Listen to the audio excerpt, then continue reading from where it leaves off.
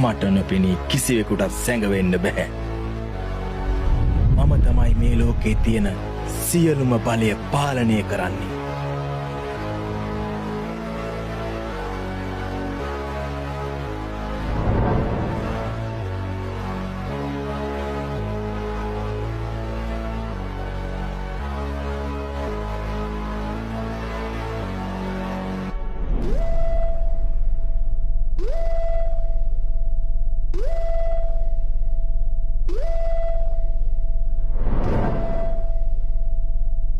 මුළු සක්වල පුරාම හොයන්න උත්සාහ කළා.